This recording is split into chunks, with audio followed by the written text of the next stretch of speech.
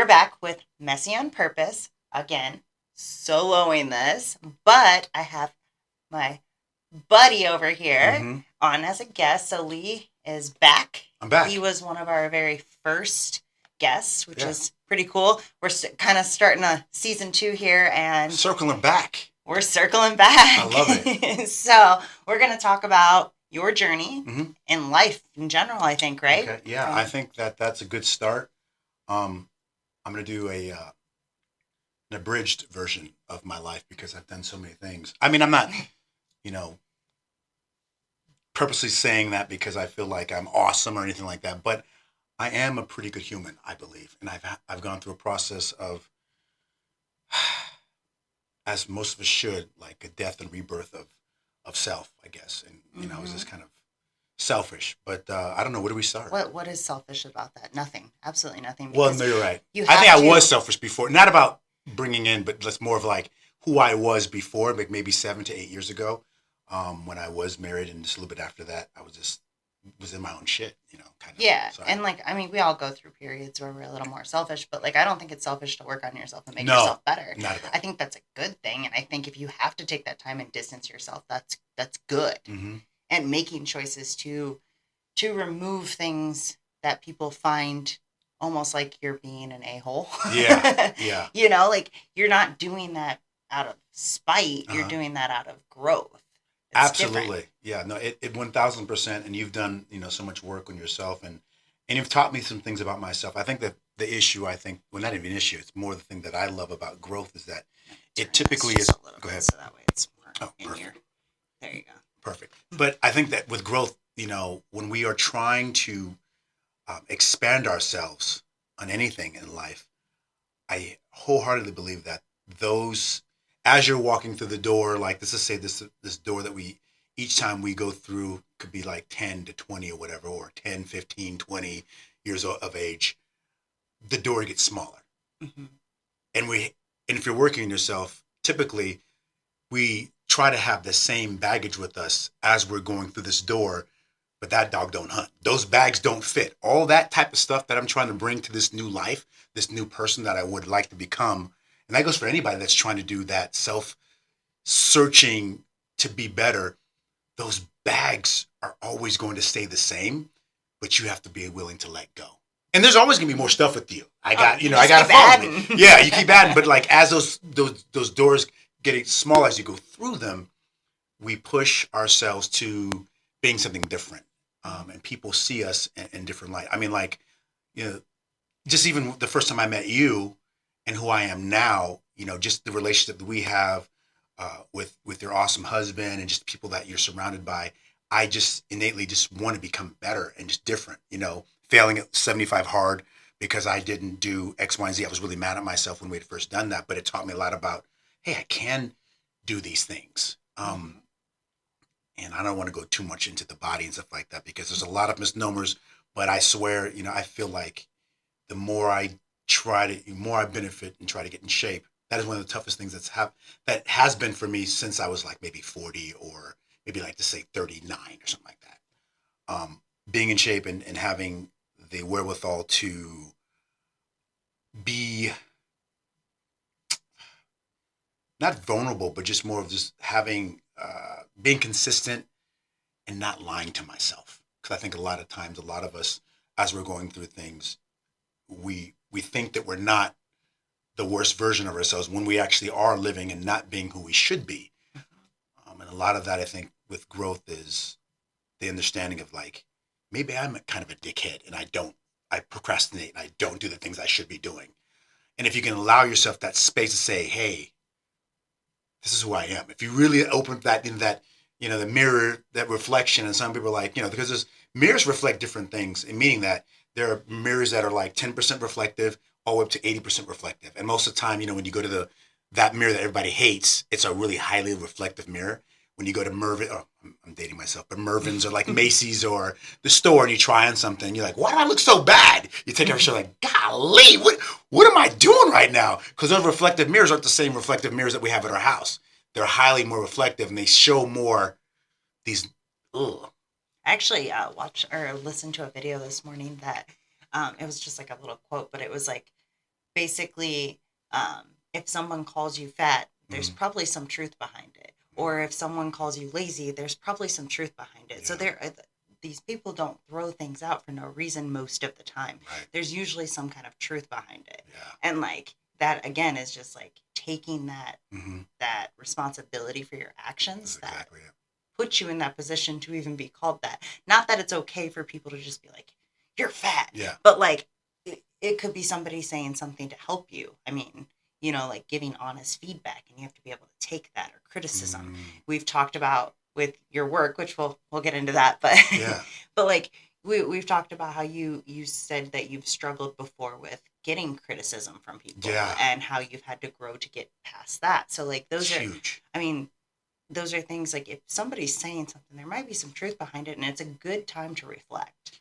It's a great time to reflect. And when you're dealing with the industry of like film, and I've been lucky enough to work with some really cool people outside of what I brought to, or the energy that we bring, or what I brought to Las Vegas, being in from California, and knowing a lot of people. And we're gonna go back a little bit, but I just,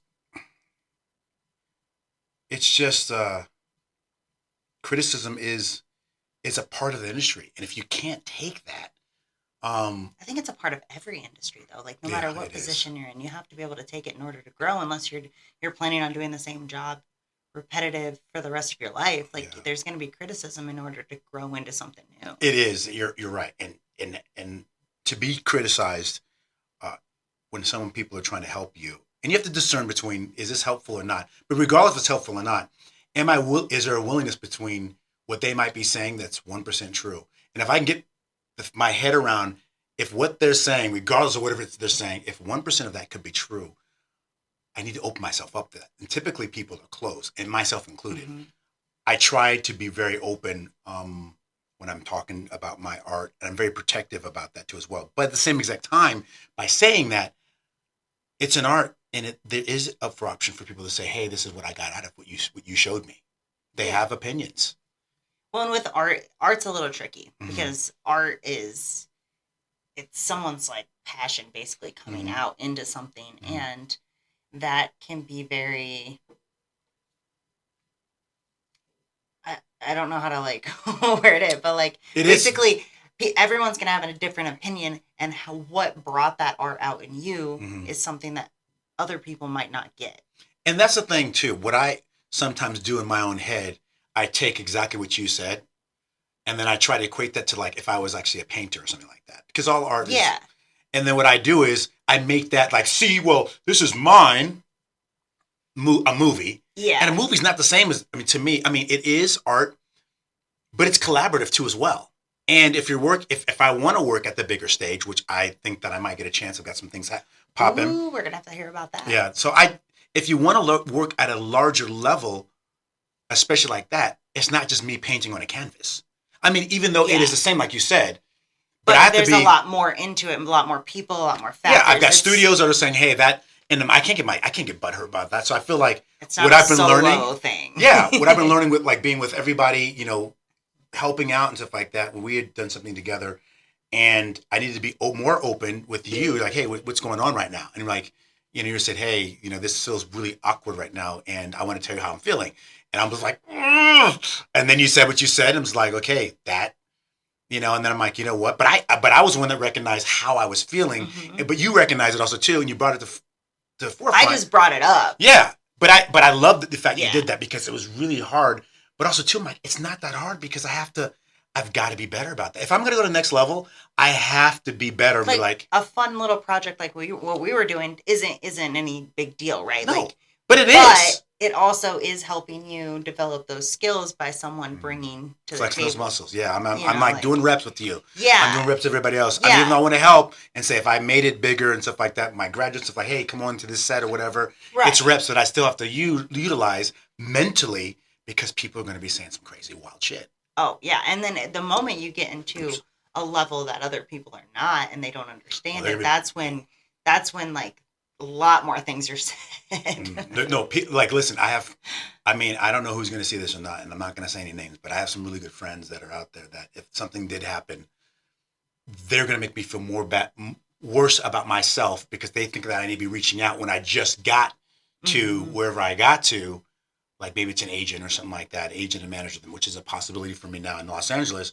And I won't say who it's with, but there's a chance for me to do that. And if that happens and I don't talk about that, talk about with you and stuff like that, but people that I'm surrounded with, and then I get a movie or something like that, they buy a script or whatever, everyone's like, hey, what about me, man? I'm like, man, this isn't about you at this moment. Well, and just because you get that doesn't mean they deserved it. Well, you know what I mean? Like, I hate to be mean, but that's the truth. That's true. You don't owe them. Yeah. And it could be just you got lucky and somebody brought you on, but it doesn't mean that you have the right to bring other people. No, that's exactly it. And I don't do that to my other friends. Like, for instance, my buddy Mike Schwartz called it day. He directed The Peanut Butter Falcon. And with Shia LaBeouf, John Bernthal, people know they know Punisher, and they know Shia from Transformers or whatever else. He's brilliant. It's a great movie. It's about this kid who has disability, and he might have Down syndrome or something like that, but he wants to be a wrestler. And he's in the South, and he is put in an old folks' home because they don't know what to do with him. So the old people break him out, and now he's on his own journey, and then Shia runs into him, and then this whole thing happens. It's like kind of like a Mark Twain story. It's an awesome, awesome movie. They did really well. But Mike, he hit me up today and said, hey, man, we got The Rock. The Rock loves one of his films. And Chris Hemsworth on another movie, Chris Hemsworth and somebody else, two really big actors, are like smitten with him. And Mike has a amazing agent at ICM, which is one of the largest agencies in LA. But do I feel some type of way about it? Do I come for Mike? I just ask, hey, could you read this for me? What do you think about it? But by no means do I ever feel bad or mean that Mike has gotten something that I have not. I just feel like, Mike, deserving or not, that's not my position. That's not how my life is supposed to go. In one way, shape, or form, whether he got it with a connection or he got it out of his work or whatever it might be that got him in that place, he did the work to get there. He did. Regardless of how he got there. He did the work to get there. And I can't go out with a handout like, hey, man, look at me. I mean, he's talked with Michael B. Jordan several times. He even wrote a script for Michael B. Jordan. Like, he knows people. He's at Margot Robbie's. I called one time, and he's like, hey, what's up? And he's like, I'm at Max's house. I'm like, who's that? It's like, Margot Robbie. I'm like, oh, so I'll let you go. But he talked for him a little bit and stuff like that and got off the phone. But, like, that's taking me a lot to get my head around, too, as well. Because, like, if you have friends that are where you want to be, you start to look at your life like, well, why not me? And as opposed to saying, well, my journey is just going to be completely different, and that's okay. So I've learned a lot, being, half a century and some change, being here in this He's always earth. dropping his age. I mean, because it's just, I'm going to go backwards a little bit. So I'll go backwards to Presidio, like 1970 something. All right, let's start as your beginning. Yes. So okay. As a beginning, I grew up in a military-based family. My dad was a captain, and we lived in Presidio. But before that, we had moved to Germany when I was like 2. And when I went to Germany, we got back to... Did you live on base there? Yes. Yeah. My dad was stationed in Germany. My mom was there, but my mom had previously been there too. My dad was 10 years older than my mom. My mom was 18. She was 20, I think 1 or 20 when she had me. So we were around. So they had been dating and stuff like that. But she went to high school in Germany. Oh. Yeah, so she's like, I like them German boys. She's like, you're lucky. Your name could have been, Klaus or something like that. I'm like, oh, wow, it's crazy. So, yeah, mom's was out there before my dad actually got there, but they kind of knew each other. My dad knew my mom when she was 7 because my dad actually their parents owned an apartment building in St. Louis, East St. Louis. Okay. So they actually had money. It was really that wild. Where they're originally from? Yeah, they're from Missouri, like that kind of like, yeah. So, but anyway, I digress. I was born in 71. Lived in Detroit for a little while, then moved immediately somewhere 6 months after that to Germany. I think it was Frankfurt. And then we came back in like 73 and lived there from 73 to 79 in Presidio. And if people don't know, San Francisco, Presidio, California, it's right there. It's SSF basically, right near the Alcatraz, Golden Gate right there. And I lived there. It's right over there in that It's area? right. It's right there. I've actually been there. Oh, you have? Yeah. That's dope. And we did our little Northern California trip. We went through. That's awesome. Did you guys walk across the Golden Gate? We didn't walk across it, no, but we went down to that little. Yeah, where you can see the bridge. And then that's Presidio. Yeah, you're Presidio. That's okay. where. Yeah, that's where you live. That. It was a really nice area. There was a place that we got some dumplings that were amazing. Yes, and they've got the rock climbing place and there's little art things you can see all around. That's where I was. The whole bay. I mean, it's beautiful. Presidio is so wonderful, and ended up being George Lucas bought it. Disney owns it now because when Lucas sold Star Wars and everything, he sold even that property too as well because he owned Presidio because he bought it for like I don't know 500 million or something like that. Oh, okay. Yeah, he hit a lot because he was. I think Lucas is probably worth like closer ends of like $2 billion or something like that because with all the stuff that he got. I mean, he sold it to Disney for like $4 or $5 billion.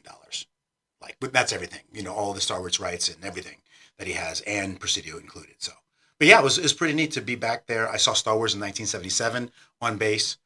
My dad was a huge film guy, even though he was not an art guy at all. He's more of an engineer.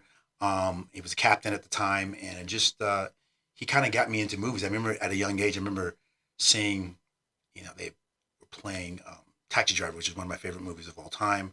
Love Scorsese, and he was playing that. And I remember the little kid's like, "You talking to me? I'm over here, make your move." And my mom's like, "Do it, baby, do it, baby." Like, I'm over here, make saying all the bad words, kind of, they're cracking up. But yeah, I mean, my dad had a love for film, and he was always that guy. He always loved technology, and he always loved movies. My mom loves horror films and stuff like that. So I think a part of, even what's really wild is that, I kind of disliked my dad for a little bit because he was very, very tough and wanted me to be an engineer.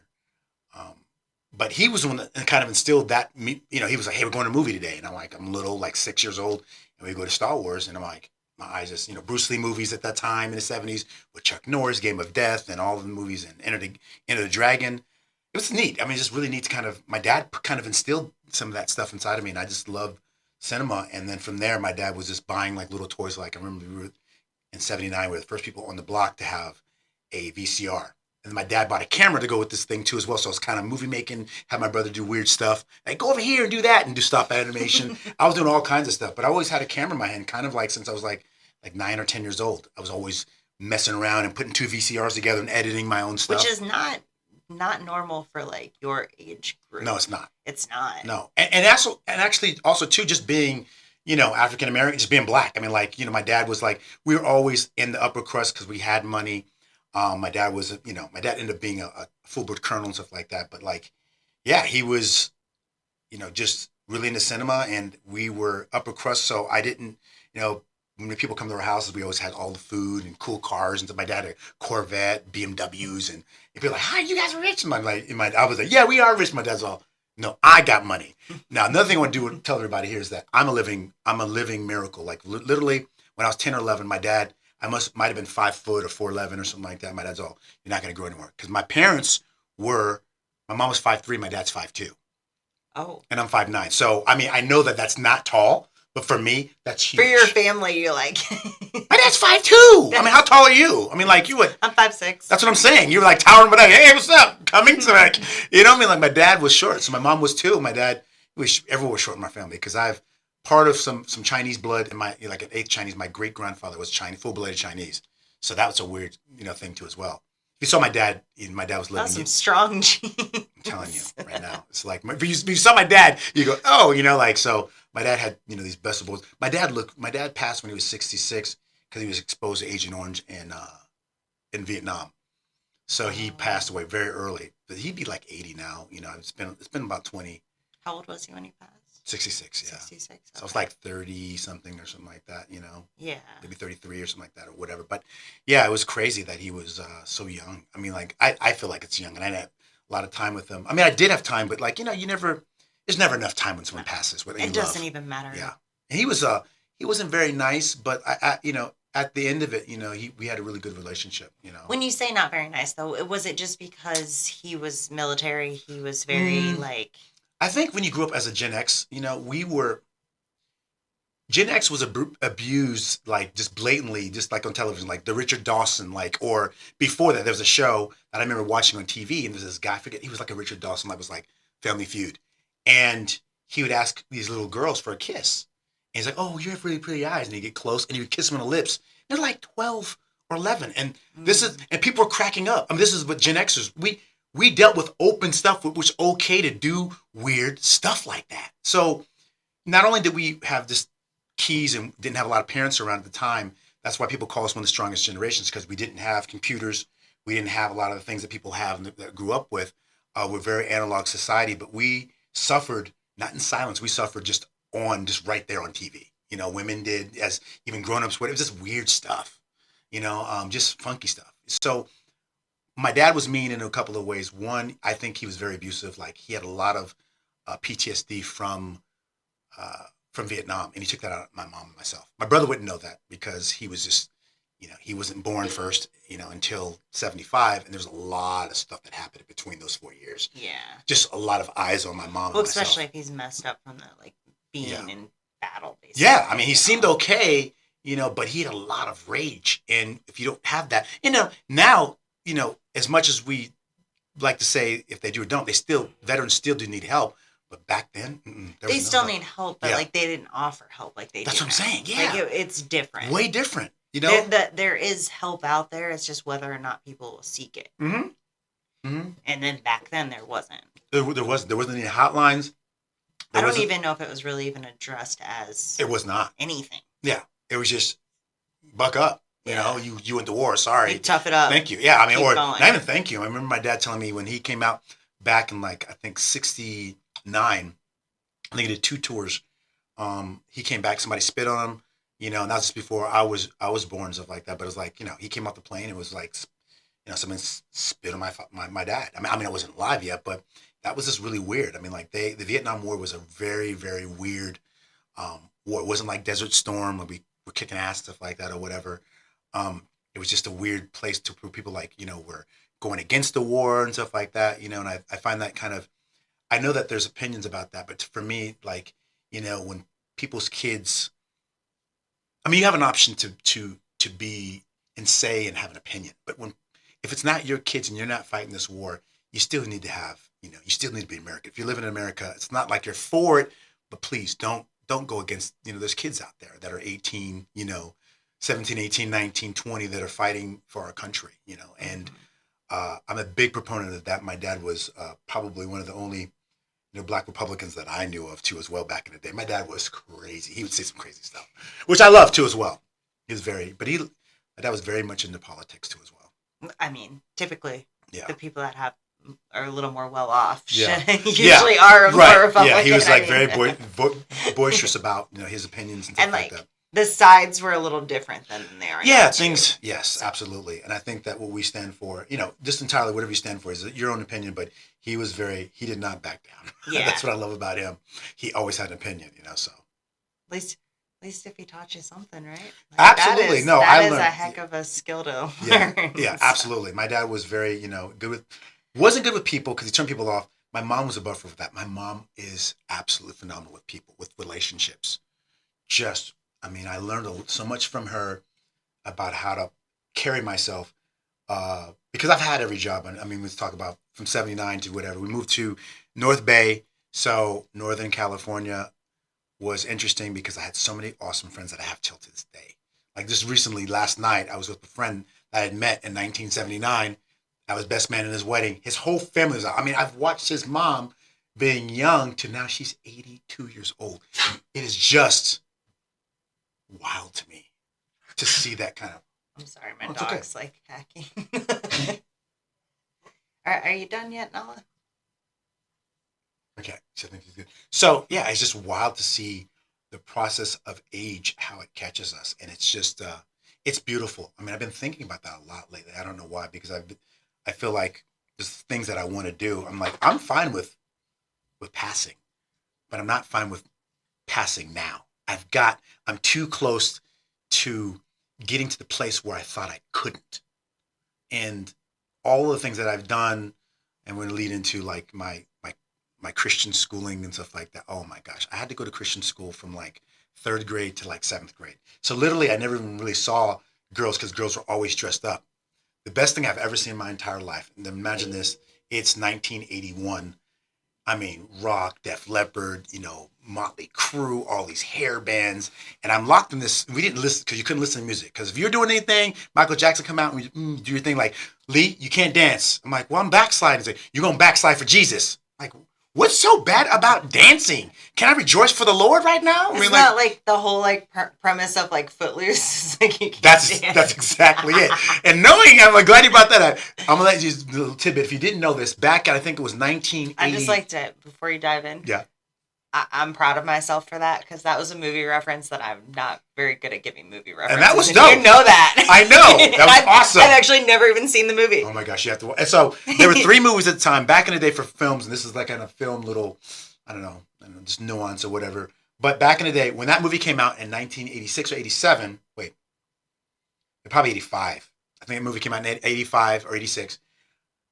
All the movies, 3 movies with F's that were all about dancing. Footloose, Fame, and Flashdance. All 3 came out. I've never heard of the other 2. You haven't? Mm-mm. Oh my gosh, they're so big. You have to see them. So they all came at the same exact time, and people are like, well, how's that possible? Because every studio knows what other studios are going to be producing. They're like, hey, if they have a dance movie, we want a dance movie. What are they calling it? I heard they're calling it Footloose. So Fame comes out. It's about they're different movies, and then the other one you mentioned, Footloose or whatever. So Footloose, Fame, and Flashdance. All about dancing, all F's, and they don't. Hollywood doesn't do too much as far as like thinking outside the box sometimes. A lot of it's just other people's ideas. Yeah, and then they kind of piggyback, onto like, oh, you got a Superman? We have Century. We're gonna make it better. Yeah, and we've got this, you got that. So it's like, we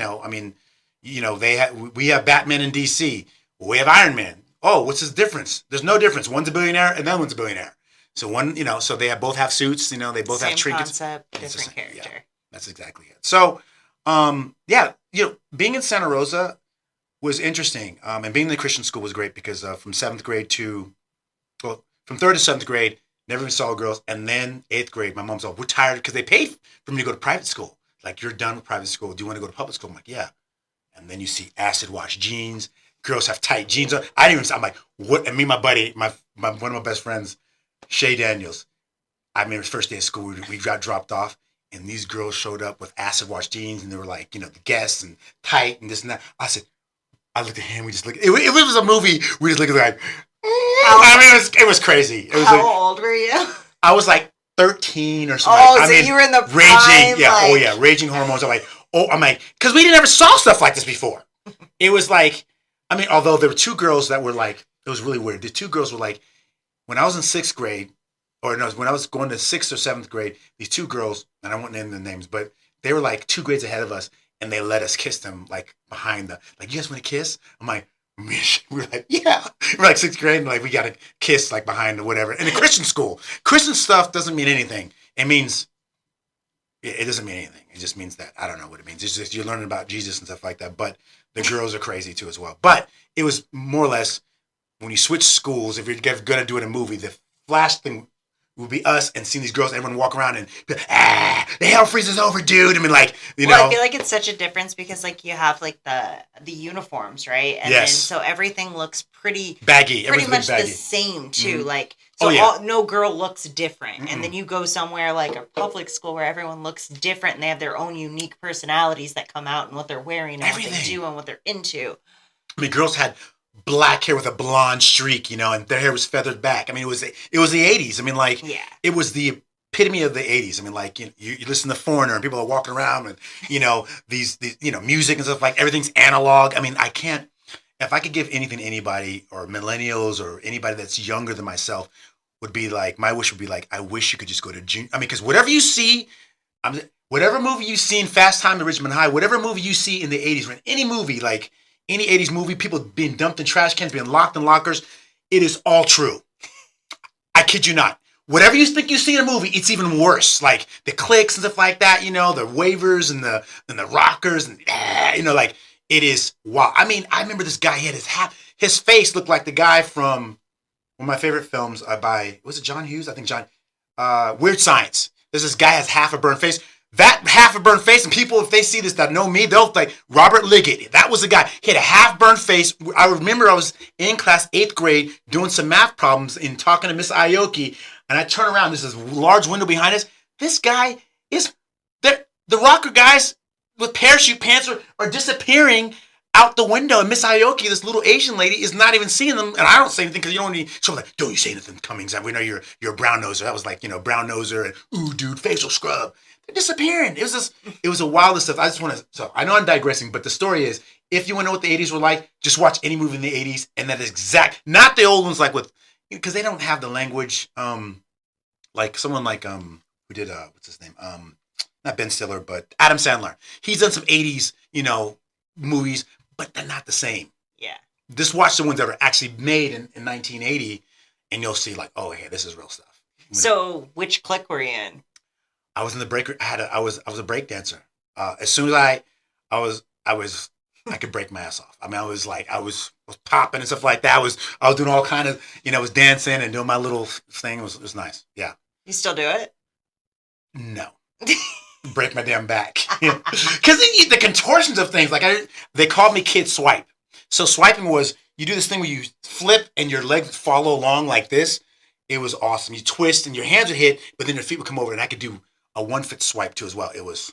So did you learn this switching schools, or did you learn this at home? No, we started doing that in Christian school, but we hit ourselves, and they couldn't. At some point, they could said, we just got to let them do that because breaking was so big in the 1980s, like late 70s. I remember 80, even though we moved, I went to the pier. That's why I saw these people floating.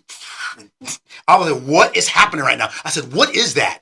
And, all of us started talking. We started doing it, and we started singing on TV. And then, all the movies, Beach Street came out, Breaking 1 and 2 came out. We were just, that was a big thing. We all were dancing. And literally we would roll around in Roanoke Park in Santa Rosa with linoleum, but the size of half the size of this. And someone would have it on their back. Like, you want to break? And you break down the linoleum down, you tape it down to the ground, you start breakdancing. It was different life. It really was. Now we got all the TikTok I know. Stupid Which dances. Some of the dances are pretty cool, but you're right. There's some of them are, but some of them are not. I know, exactly. The trends are wild on TikTok.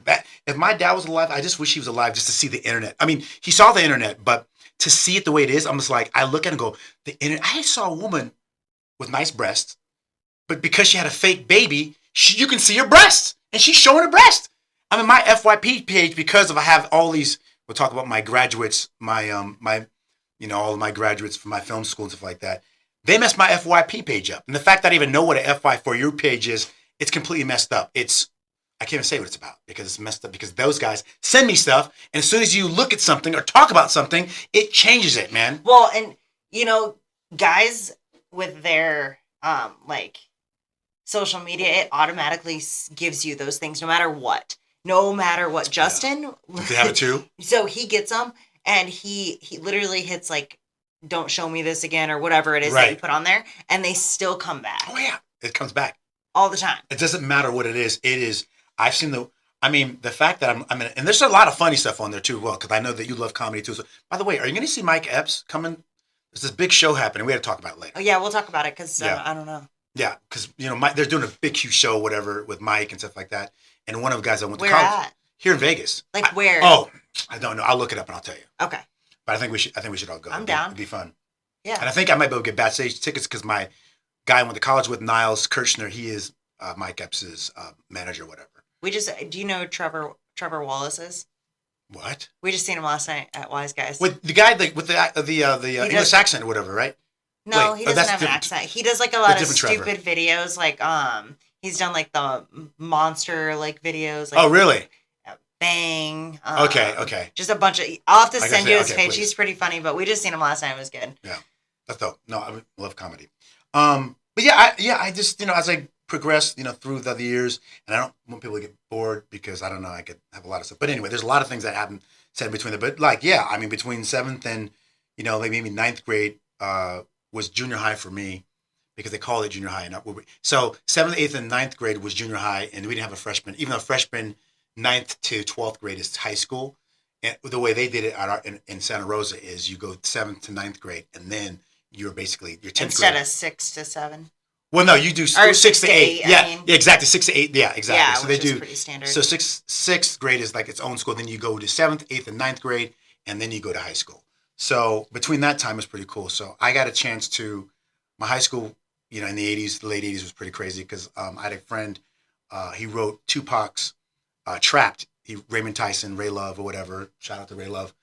Pac was around Santa Rosa and Marin City, so I saw Digital Underground and Pac, and we all did that. Lived in Santa Rosa at that time, and I think I even saw Jada. They were hanging out, but I know my friend Stephanie St. James was She was the girlfriend to Ray Love, who wrote "Trapped" for Tupac. That was his first single that went triple platinum, whatever. So Pac, I saw him get beat out by, Fijian guys and, Hawaiian dudes because he was always talking shit all the time. It was crazy. So, but it was neat. It was the epitome of kind of hip hop. And from there, kind of spawned a lot of stuff. And then my other friend, his cousin was Mac Dre. And he would try to get me to pick up Mac Dre, but I wouldn't. But my other buddy did. Mac Dre's a big rapper in the Bay and stuff like that. So, but yeah, I mean, hip hop was a big part of that, of the 90s hip hop that happened in the late 80s. And then I went to UC Davis from there and kind of still was studying film and I was an engineer for like 3 years. And I also switched that later to theater major and stuff like that, and art minor and all that kind of stuff, and minor in Spanish too as well.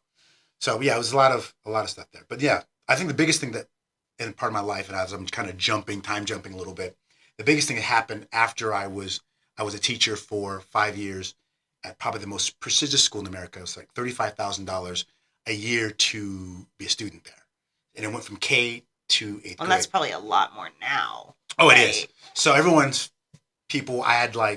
I taught John Lasseter's kids. I taught 3 of his kids, PJ, Ben, and Sam. John Lasseter sold Pixar to Disney for $800 million. So John and Nancy I knew really well. Their house was, I've seen a lot of people with a lot of money, but John was different because the things they had at their house, they had a 25,000 square foot home in Sonoma. They had a 200-acre train that's on there. And then they had this huge, gigantic pool that the guys from the Matterhorn, if you've ever been to Disneyland, they built his pool. It was like, I can't even begin to tell you what it looked like. The slides and stuff like that, and it was out of control. I mean, it was huge, and they had a lot of money. But the coolest thing that I've seen a lot of people with money, that Nancy told me, he said, Lee, sit on the bed real quick. So I sat on the bed, and a TV came up from nowhere, out of their bed. I don't know how that happened. They could watch TV, but that wasn't the cool part about it. First off, their house is huge. So what happens is that there's this foyer or these sliding glass doors where their beds, like if I'm laying down, and then back in front of them are these huge glass doors, like 10 times the size. I mean, like 20 feet glass doors. Yeah. The glass doors open out to an outside area that all gets shaded down with these like little screens. Mm-hmm. The screens come down automatically, and all these, so you're slowly screened in, and the bed pushes out there slowly as the doors open. The bed goes out there, and then the bed goes out, and the door's shut behind you, and you're left, and you're outside without really being outside. You're like kind of chilling on the bed on the balcony almost. Yeah, you're on the bed in the balcony, but no mosquitoes can come in because it all comes down with these. It was just the most beautiful. I could tell how much it blew your mind just by the way you talked. Because I've seen some stuff. I mean, a lot of people, like I had Joe Montana's kids. I know Joe and Jennifer. Montana. Like, Joe is, to me, the greatest quarterback of all time. I mean, I get it that Brady's dope and won a lot of rings, but Joe never lost. Joe went to the, Super Bowl 4 times. He won 4 times. And don't get me wrong, I love Brady. I think Brady's great. But Joe is, to me, the greatest of all time. So anyway, I had his kids. You lost me when you it said sports? Well, how about this? I had one kid, I'm like, hey, what's your name, Henry? He's like, yeah. And your name's Lipton? Okay. Yeah, my parents own Lipton iced tea and all that kind of stuff. Oh, okay, cool. But everybody's like that. Oh, I feel like California and like probably where you're from, yeah, especially like the wine country. Oh my God! And they all own wineries, and they're all so. What's your name? Paris. I said, Paris. Why does your mom look like the lady? Why do you guys always give me C's candy? That's my grandma. Mrs. C's is your grandma? I mean, it's crazy. So that's the type of money we're dealing with here. And How long did you teach there? 5 years. 5 years. Yeah, and that was in Sonoma. Well, that was in Santa Rosa, but Sonoma County is just in general, which is considered the wine country. So, and that puts you probably. I mean, each year is a new group of kids, right? Yeah, I initially came in as a PE teacher because my buddy got me a job there, Kenny Kane, and I think it was like 20. I saw one of my students, not even my youngest student, but one of my students is gonna be turning that I had in like the 6th grade is turning 39. Isn't that wild? I mean, Casey Ulrich. I mean, like, and he's not going to see this, but like, he's going to turn 39. I was looking at my phone and I had these birthdays. I'm like, he's turning 39? That's wild. I mean, it's just, I had a crazy life. I coached girls varsity basketball. We're the only team to be undefeated in the state of California. We're 53-0. These white girls were out of control. Dope. Jamie Van Horn, shout out to her. Shout out to Cassidy Dados. Who else? I mean, there's all type of Aaron, all these girls, they rocked it. They killed it. Shout out to Sal. I coached with Sal Costanza. It was one of the coolest things to be a part of, coaching and beating these teams up. And you come in through these two, because we go to Oakland, and we had a bunch of white girls be like, oh, we're about to beat you. I'm like, you ain't beating us. Trust me. And Jamie Van Horn, I swear to you, beating us. Trust me. And Jamie Van Horn, I swear to you, she probably shot 53. I know that you don't know sports that well, but Curry shoots, and you probably know the name Curry. Curry's the greatest shooter of all time. He probably shoots 43% from the three-point line. Jamie Deadass shot 52% or 53% from the three-point line. She was out of, and everyone was smart. She went to Yale later on and stuff like that. So it was just a lot of. So you did PE and coaching, and then you went into a different position? Yeah, so I went to PE. So coaching was a side thing, but I went to PE. That's when I went to go, and I taught the little kids, and that was crazy because the little kids, I was like, well, how do I teach little kids? Because like, hey, Mr. Cummings. I'm like, okay, no one touched my whistle. Get in line. Okay, great. All eyes on me. Great. Carson, can you get back in line, please? Good. You're like a little petri dish. Where's the petri dish, Mr. Cummings? Don't touch my whistle. Carson, cover your mouth. And now I'm sick. See, I always thought like the little kids are kind of fun though. No. I helped with like vacation Bible school when I was young. Mm-hmm. And I really enjoyed it. I got to do the outdoor activities. Mm-hmm. So like I got to like play football with the kids and like just little outdoor stuff. And like I always thought it was fun. I thought that's way more fun than like high school kids. No, trust me. It's really beautiful. I had the most fun and the most love from those kids. I got sicker, and then I got the following year, I was super strong. I mean, I was strong too, I was super ripped. But my internal, because I got sick all the time, because the kids are just walking petri dishes. Right. They're like walking sickness, just waiting to happen. They touch your whistle. I'm like, what? They lick things. Oh, yeah. Carson, getting inside. Okay, great. Don't lick Paige, please. Thank you, Carson. Back in line. Yeah, it was a lot of fun teaching them because and they're truthful too. Hey, there's one kid named John Team. I remember being my first day teaching. The kids were walking, and this kid stopped, and the kids kept walking. John Team, come back. He came in. He's like, hi, my name's John Team. Hey, John Team. Which took his little hands, stuff like that. I'm like, I was like, who are you? I'm like, well, I'm Mr. Cummings. I'm gonna be your teacher. I'm gonna be a new teacher. Oh, you're the new teacher? Yeah. He walks back in. I'm like, well, get back in line, John. Nice meeting you. John Team literally walks back in line. Hey, everybody, we got a new teacher. His name's Mr. Cummings. He's bald and he's black. I love the truth and honesty. Kids, they're the best. They're the best. They're the best. It was like around that, like 2 to 5 age, I would say. Yes, he was like 6, like 7. Yeah. I mean, 2 to 7. Maybe like 7. Yeah, they're like super honest. Probably first grade is like around the time. Yes. Yeah. Oh yeah, that was exactly it. He was like, he's blonde, he's black, and I'm like, I just had to laugh. I'm like, hey, but it's true. It's not like they said anything wrong. No, he notices things because this is a very a lot of Jewish people there. I knew Baruch Adonai. I could pray for bread at a yarmulke too as well. I went to 25 bar mitzvahs and bat mitzvahs then. So, and the Jewish culture was huge. And I learned a lot. I became friends with a lot of them, their dads, stuff like that, Judaism, stuff like that. So super awesome to learn more about religion, about what it meant to be Jewish and the culture and stuff like that. Because a lot of kids were Jewish at the time. So that was neat too as well, and understanding that. And I had a lot of, these Jewish men were very rich, and they told me a lot about how to build wealth and be successful and stuff like that. And it was really nice. I worked for a man his name was Michael Gerber. Before there was Anthony Robbins, there was Michael Gerber. Michael Gerber, if you've ever read Rich Dad, Poor Dad, and I know that your husband has downstairs, if you look in the back of the book, underneath there, it says, if you want to know more about small business in America, read Michael Gerber's The E-Myth. That's who I was his son, basically. So I had brisket every Sunday night, from grandma, and I'm like, what makes someone Jewish? If your grandma's not Jewish, man, you ain't Jewish. Learning all the odds and ends, and don't come at me and stuff like that, because I'll spit fire too as well. I got friends that are Jewish too, so don't try to spit fire on me on this podcast, because I will come for you. Trust me. Oh no, sheka b'vakusha. Yeah, I'm speaking Hebrew. I mean, shut up, please. Thank you. So we'll go.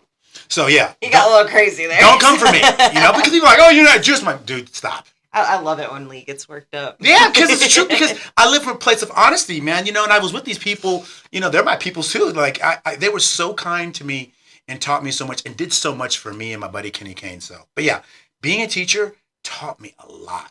And I left only because another person. This gets to my film career. I taught after I started teaching 2 years of that, how I became a math teacher was I was really good at math. I did 3 years at UC Davis as an engineer, and I would come to class sometimes, and this Kelly, Kelly Gabe, yeah, Kelly Gabe's her. I don't want to say her old name, but Kelly Gabe's her maiden name. So Kelly was the badass teacher, and she taught all the math between 6th, 7th, 8th grade math, and she got pregnant, and it was a great pregnancy and stuff like that. It was purposeful, and I remember coming to the classroom all the time and answering questions, and then they had this thing called Mr. C's Challenge. She's like, Lee, do you know how to do math? I'm like, you don't know math, man. You just teach. I'm like, oh, you guys don't stop. Don't come at me like that. So she says, you know how to do this problem right here? And I did, finding the middle of parabola or whatever, some easy stuff, y2 minus y1 over x2 minus x1, finding the y-intercept, So I did the problem, stuff like that. She's like, wow. So, okay, we're going to do a thing. You guys don't have to take a test. We'll take a pre-test. And if you can't beat Lee, then you have to take the test. And then she did this whole thing. So kids were studying, stuff like that. But they didn't know how good I was. I was getting A's all the time. Like, you can't beat him.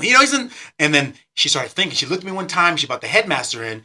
And he was like, I came into a classroom one time. It was all like this. And they were sitting down. Like, come on in, Lee. I'm like, I thought I was in trouble. I thought I did something wrong. And I sat down. I'm like, okay, yes. I'm like, so Kelly tells me that you've taken several tests and stuff like that. Oh, before they did that, they said, hey, how do you teach that to someone, Lee? And I'm like, oh, well, if you're doing that, you need to teach the y-intercept first. And if the kids don't know y equals y2 minus y1 over, x2 minus x1, they're not going to know how to do the problem. And they both looked at each other. Said, yeah, you're not going to be a PE teacher anymore. What do you mean? I got so scared. Like, you're going to be teaching math. I'm like, I don't know how to teach math. I mean, like, I don't know how to teach it. I know how to do it. But, like, teaching math is a skill. I'm like, I'm not Kelly. Like, yeah. And rich people don't like anything new. So they couldn't bring another outside teacher in when she was going to go on her sabbatical for her baby. Mm-hmm. So they're like, everyone knew me. Everyone loved me. And then when they mentioned the idea, when you're paying that much money at a school, they're like, because rich people do not, they like. So how does that work, though? Like, don't you have to have a certain degree? No. So as long as I had a degree, they were okay with that. I don't have a teacher credential. And at private schools, because it was a private school, you don't need a teacher credential. Oh, okay. So that's different than, like, if you were at a public school. Yes, which is actually very interesting, right? Because now at a private school, they can hire anyone to teach? They can. Typically, they want you to have a degree. But, right, but they could just anyone they want, basically. Yeah, anyone they want. But also, too, what's really bad about schools that are like those kind of schools that have a lot of affluency, a lot of money, what typically happens is that the parents run the curriculum. They say, well, this is what we want you to, because, you're kind of at the will of them, because when they're paying them their $40,000 per student, I mean, John Lasser had 4 kids there. Yeah. At one point. I mean, like, so when they're paying that much money, they get to, well, why don't, one parent was really mad, Pete Pratty was pissed at me one time because I taught pi at 3.14. And I know typically pi is a symbol or it is a endless number that goes on to infinity. Mm-hmm. I'm like, Pete, I told a little girl, someone that Pete, that -2 plus a -3 was -5, and she just about her head exploded. So how can I teach an infinitesimal number that's not going to make any sense to a child? Yeah. So at this point, I'm like, 3.14 is pi. We get it. Like, just so you can kind of understand. That's what I'm saying. Yeah. But this one, I had a parent come in, I have, if I did my winery like that, I'd be broke, and I can't just, I said, I know, Pete, but they can't. They thought, Mr. Cummings, you're lying. There's no way -3 plus -4 equals -7. I'm like, it does. Have a seat, please. Thank you. The math is like, it's so basic when you're teaching it anyways, especially in like any of the K through 12. Right. It's all very basic unless they're like in a AP class or something. Right. You know what I mean? Like, so it's like, why does it matter? It's not like they're learning business. Because parents want to puff their chest out and show you what they have. And I'm like, I get it. Then teach your children. No, that's what I told them too. So that's what happened. I became this guy because I was the only, and so most of the parents were like, well, I would say 99% of the parents just absolutely, they were like, you can never leave this school. I said, why? Because my kid's in 5th grade and you're going to be her teacher. Do not leave. Please leave. I was going to leave one year. And parents were like, please, we'll make your life better. And they did. They made my life better. Parents gave me internships. This is how I met, Eric Blakeney. He came to my class, and I didn't know he was the head writer of 21 Jump Street and the executive producer. He founded Johnny Depp. And so, he was a big movie guy, and he did all the 80s stuff from, with Bruce Willis and Sybil Shepherd. There's a show called, I forget what that show was called, but, Moonlighting. So he did everything in the 80s. And he, after he's like, hey, would you like to, it was almost done. I was like, would you like to be living in Barcelona with me and, kind of help my kids with math, but you'd have all the free time and I'd teach you, give you an informal education about how to write screenplays. And I'm like, wow, that's pretty cool. That was kind of your in? That was my in, but I worked for Michael Gerber for about 2 years. And that was a lot of fun. And I didn't talk about that, but working at E-Myth, I worked at the E-Myth for about 2 years. And then that's when Eric hit me up and Michael had bought a crap ton of equipment for me to run his E-Myth worldwide, which was a subsidiary company from E-Myth, which I was going to be videotaping all of Michael's stuff. Because during that time, Robert Kiyosaki and Tony Robbins, when it was Tony, before it became Anthony Robbins, or I don't know, I think was it Anthony first or Tony? I don't know.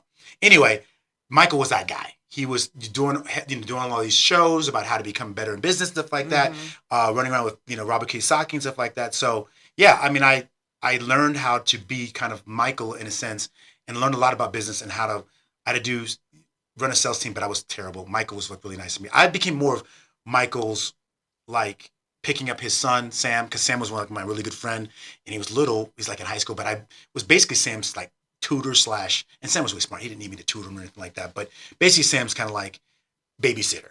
But I still worked and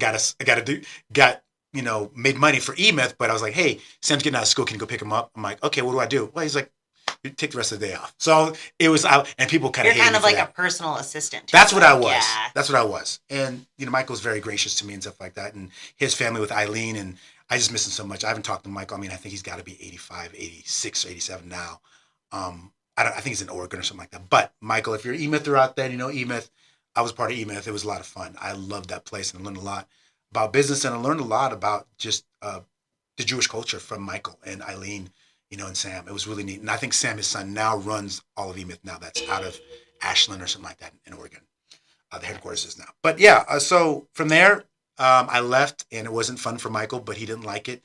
I think now he probably understands why I had to make that move, because, someone offered me an internship to work for him and to pay me, what I was kind of making with Michael, to go out there and to be in Spain. That was eye-opening. I lived in Barcelona, or should I say Barcelona, un año. So I lived there for a year, and that was eye-opening. I was about 30, 31. I think I was like 31 when I moved out there. And with Eric, I remember Eric picked me up, and Barcelona was so beautiful. And the women were very, very nice to me, because I was different than anything they'd ever seen before. And people don't, people who are from Spain, they're white girls, basically. They're not Latino or anything like that.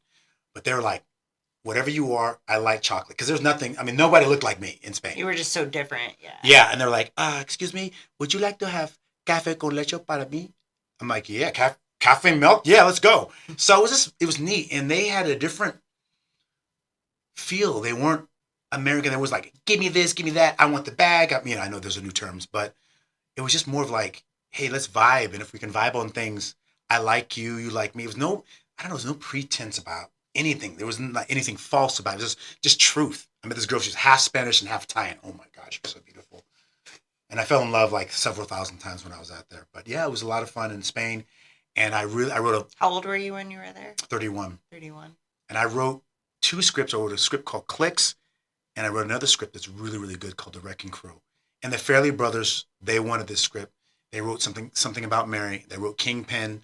They also wrote 2 other movies there was a lot of good movies that are funny, really funny. Ben Stiller, have you ever seen those movies? Oh, yeah. Okay, yeah. So comedies. Yeah, exactly. So something about Mary just changed everything. And me and a buddy of mine, Dmitry Yakushkin, one of my buddies, super American, but he's Russian. We wrote Wrecking Crew, and I know for a fact. So they wanted to buy it. Me and Dimitri said, "There's no way I can go to a theater," because what happens in movies is that if you see a screenplay by, or if you see a story by, and then a screenplay credit comes up, typically that person didn't have enough juice or enough fame in order to be the screenplay by credit. So I'm nobody. So the Fairley brothers wanted to buy this script called Wrecking Crew. And me and Dimitri said no. I said, there's no way I could see, because they were going to take the development money. They said, hey, we like the script. We want to buy it. I said, well, what do we get? Well, you don't get anything right now. The development money to develop our script was about $400,000. I'm like, you don't want to give us nothing, like 30 grand? And they don't want to budge. So they said, no, you don't get anything in development. Development what? I mean, I know that we wrote the screenplay probably like 6 or 7 times. We did 7 or 8 rewrites. And good writing, as Eric Blakeney would say, is rewriting. That's great. And it's tough. So we wrote a really good script. It was mainly before Kevin Hart was famous. It was for Ryan Reynolds and Kevin Hart. And they were not even famous at the time. This is like 14 years ago I wrote this script. And this is a script that I think now that I can really sell, I got to rewrite some things or whatever. But it's a really good, I have you read it. You'll like it. It's really funny.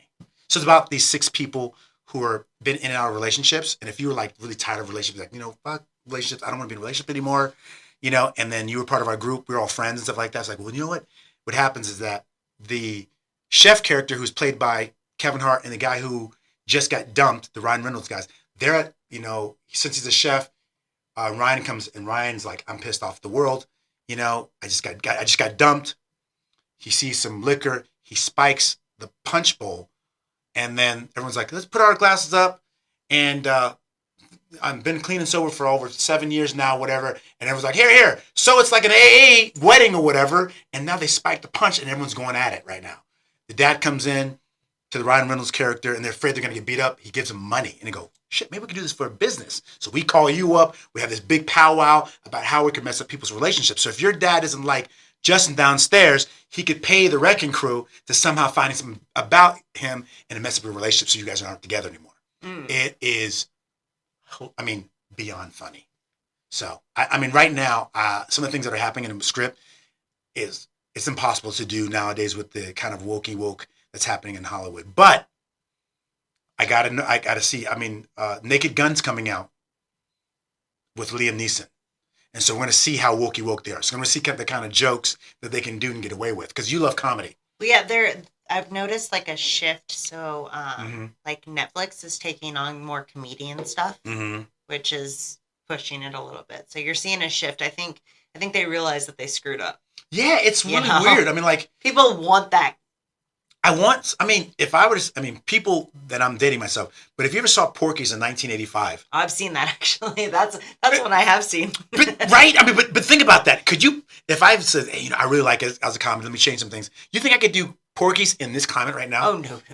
I'm crucified. I'm done. Not like I want to do that, but like, you know, or if I want to do like a Russ Myers film, which is, I'm kind of dating, but Russ Myers is known for basically, you know, it's the 70s, you know, in the 70s, Russ Myers, you know Russ Myers film. If the women have big breasts and they're taking their tops off or whatever, you've got a Russ Myers film. And they're not bad films, but I'm saying you can't do the same. And not that I want to make movies like that, but what's funny is this, that, okay, I still have the OnlyFans stuff jumping off everywhere. I mean, like, so we're able to do that, but we can't make cinema?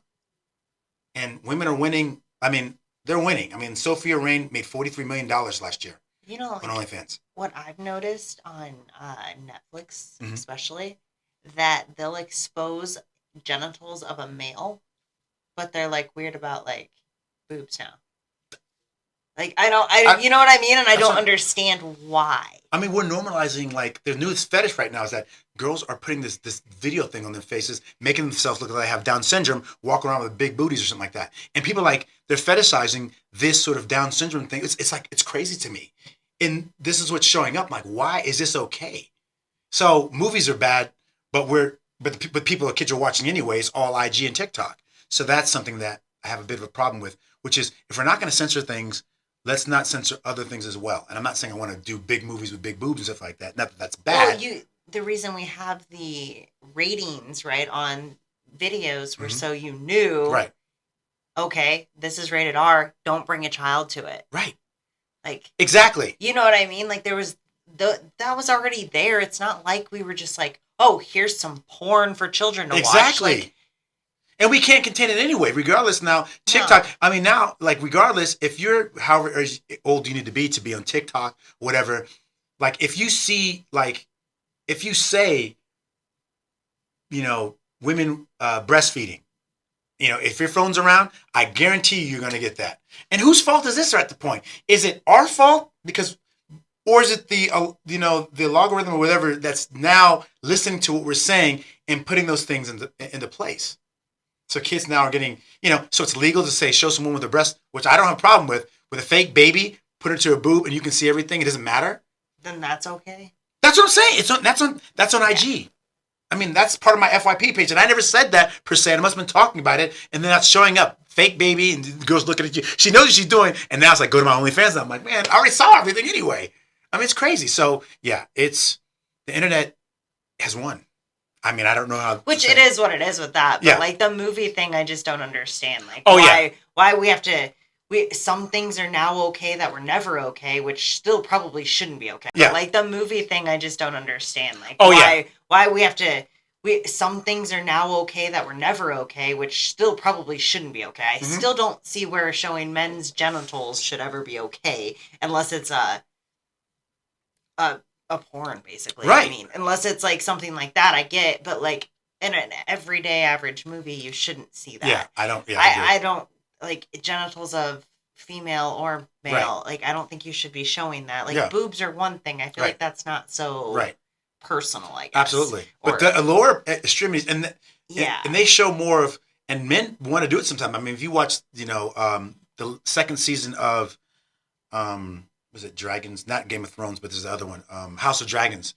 There's a scene in there where he's just like, he's ripped up, stuff like that, but he's showing everything. But that's still private TV, basically. So that's okay, I think, because HBO is it's a private, it feels like not like mainstream, whatever. But I know what you're talking about, more of mainstream also too as well. And that makes sense. Sometimes this doesn't make any sense. They're just doing it because they do it. Yeah. I don't know.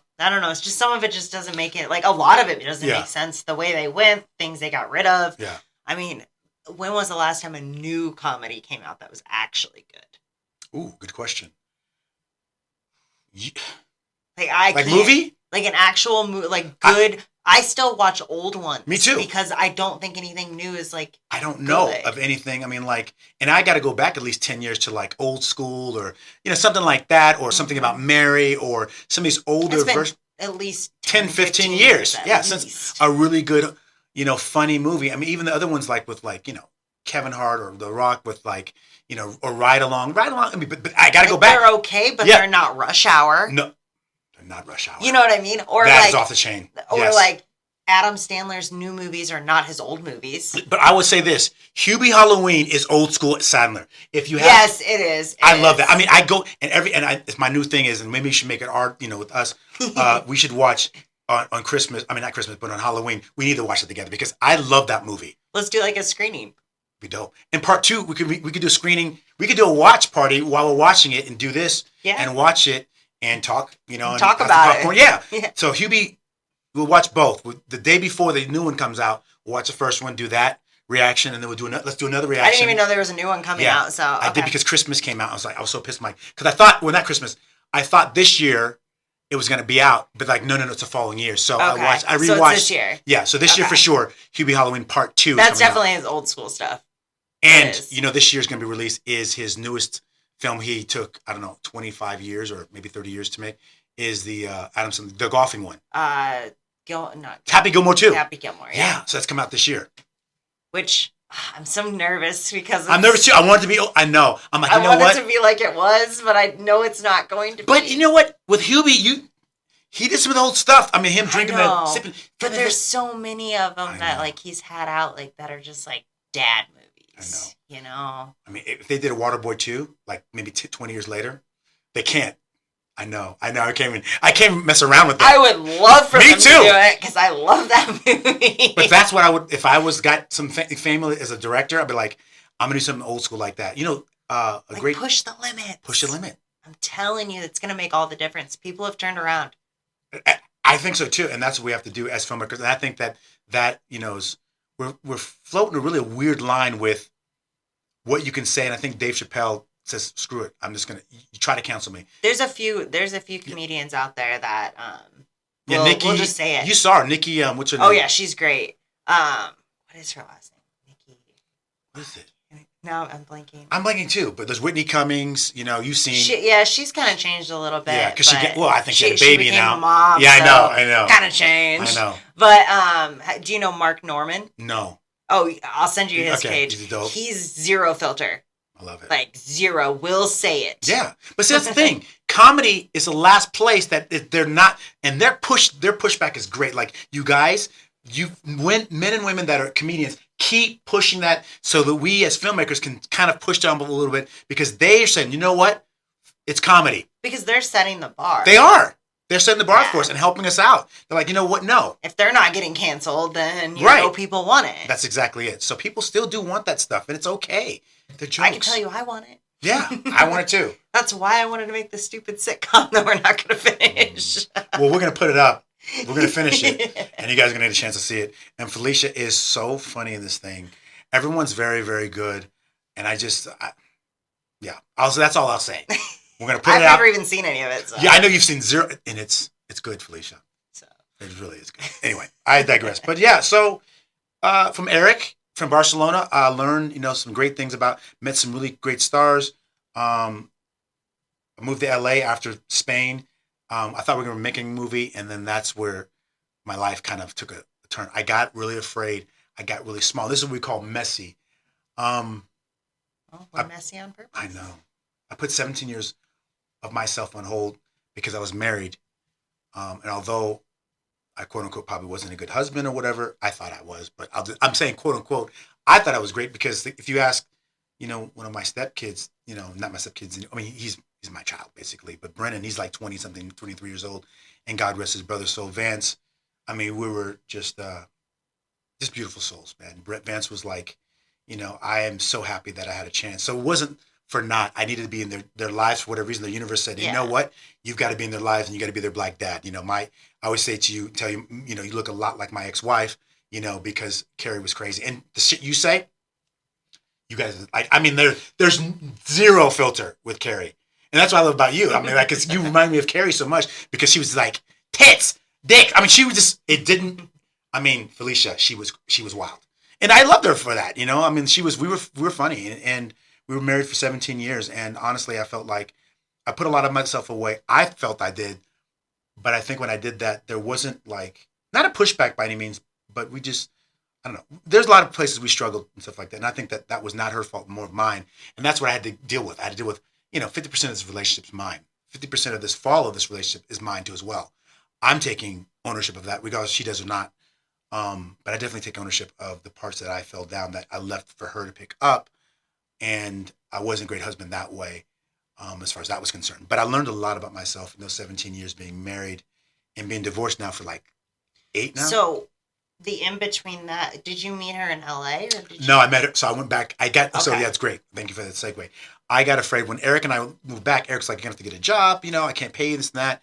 And I should have stayed and just been a trainer because I had like, Jose Zaninga, who was like Dark Tower with Matthew McConaughey. He had stars that were like, and I was ripped. I mean, people were like, I want to look like you, bro. And so at the time, I think I might have had my ISSA, certification, as well as my ACE certification. And I could have been their trainers, and I just didn't. And I got afraid and got small. And what did I do? Lee went back to his dumb little hometown of Santa Rosa. I was in LA, and people were asking for me to do stuff, and I didn't figure it out. I just got afraid. And by that, I ran into her. I mean, the day I moved back, I remember I was going to Macy's, and my friend's girlfriend was from San Francisco, and she did all the mannequins in the lingerie department of Macy's and stuff like that. She said, hey, dude, meet me at, I said, where's Jamie's? Jamie's up here? He's like, no. And her name was, what was her name? I forget her name. Oh, I forget her name is. But anyway, she was up there, and my buddy, best friend, Jamie, his girlfriend was up there, and we met for lunch. And I saw her, and we'd known each other since junior high. Okay. She was 2 grades below me. So when I was in 9th grade, she was in 7th grade in Lincoln Valley. And she always had a crush on me, but I didn't know that. She'd really like me. And we never dated in high school, whatever. I always see her, crying because she was always in relationships all the time. And anyway, later on, I got, I have to go back a little bit. I did a commercial at her dad's winery because he's one of the 10th best winemakers in the world. Like, his first winery was bought by Robert Mondavi. If you don't know wine, most people know Robert Mondavi from Napa. His first wine was bought for like $45 million from Robert Mondavi. So she was a rich girl. And I remember doing a commercial, and my friends were like, dude, that hot girl keeps coming up to you, Mike. And I looked at her because I'd forgotten about her. She's like, hey, don't you know me? I'm like, well, I don't know you. And that worked to my benefit, because I was like, ooh, look at you. So I was like, I don't even know you. And she wrote her number, and I threw it away. And that was the best thing. I was like, no, she's too much. She's too much for me, man. There's no way I can get a girl like that. So I'm like, So I threw it away, and then I ran into her at a club. And then we kind of hit it off, and we kind of dated briefly for like 2 seconds, and then we weren't. And then I was a teacher, and I ran into her before I went to Spain, I remember a night we were doing something, and she was there with her husband, who I'm friends with, her ex-husband, the first ex, but it wasn't ex then, Jeff. And then I actually, I saw her there and stuff like that. And Jeff said, they got to go. And they took off. And then from there, every 2 years I saw her. And then 2 years after that, I thought that, she wasn't doing well in the relationship with her husband, stuff like that. She had been married for like 7 or 8 years or whatever. That's a 7-year itch. And then, we got together from there. And it wasn't a good get together.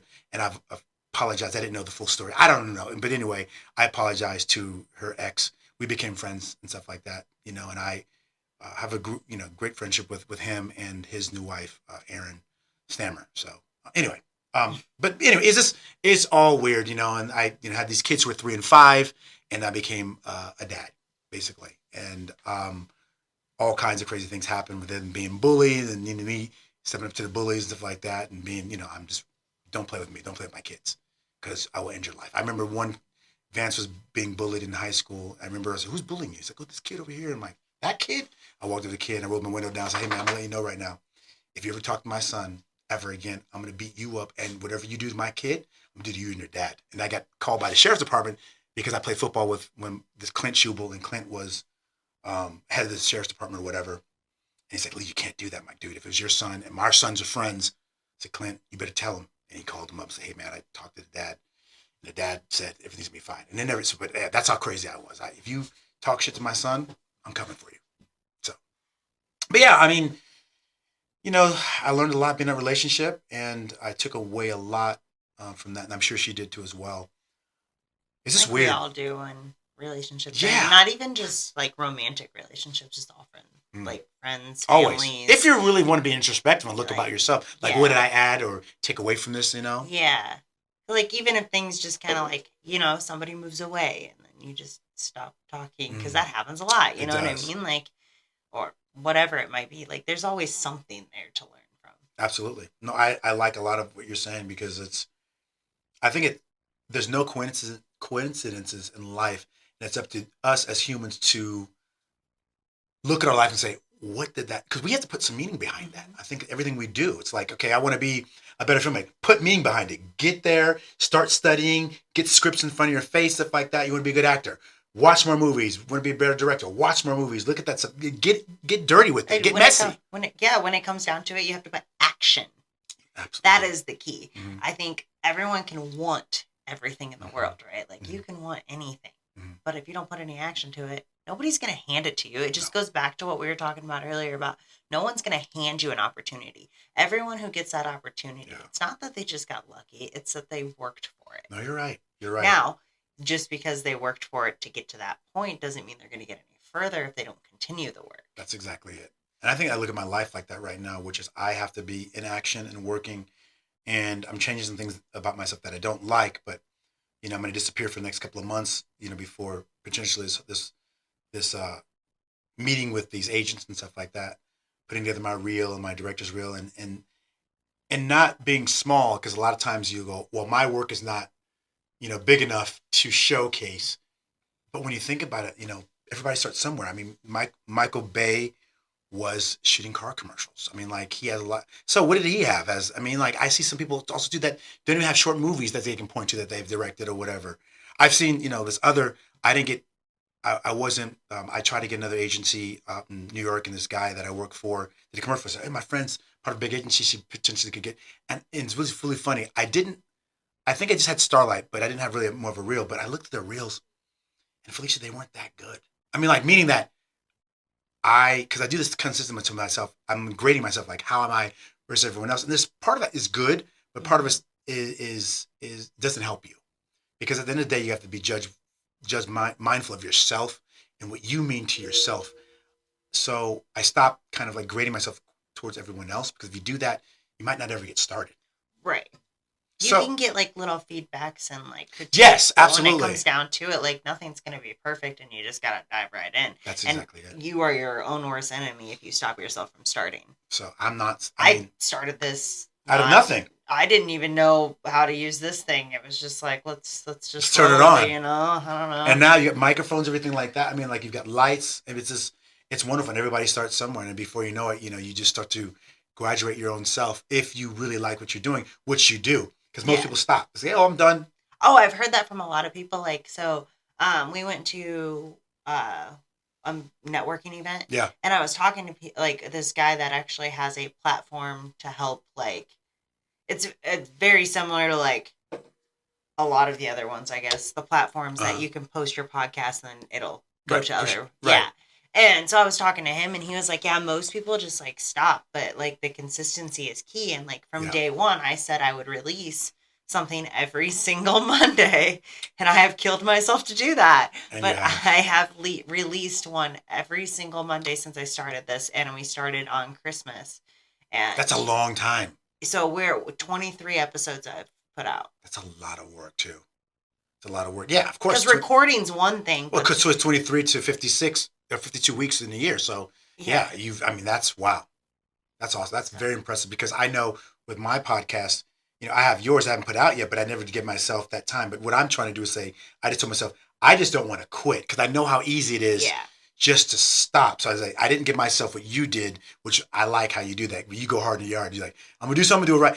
I just said, hey, I just want to be able to not stop because I just, I've got one I'm supposed to be shooting on Saturday and I don't want to stop it. She's supposed to be, one of the actresses, I did a movie called Rochambeau. I'm not sure if you've seen it in the teaser for it or not. I think so. The weird face. Yeah. So it's been really good. The process of seeing people, the graduates, and I'll move forward past everything else.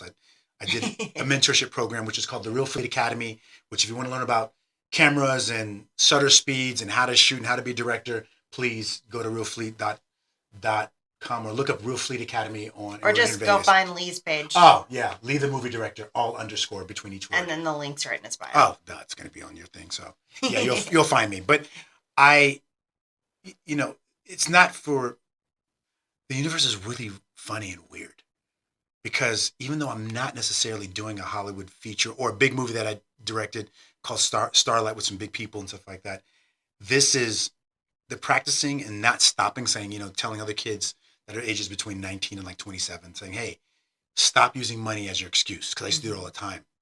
So Rochambeau is a movie about this old, I want to say French. I looked it up. I wrote more about it, but he's this old commander that actually started the Rochambeau. He's like French or whatever. So he actually started this thing.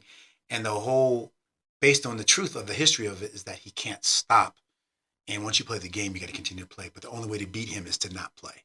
So I'm kind of giving some things up. But it's a cool little story about a short that, we stole shots. We went to Prim Mall and shot inside Prim Mall without asking.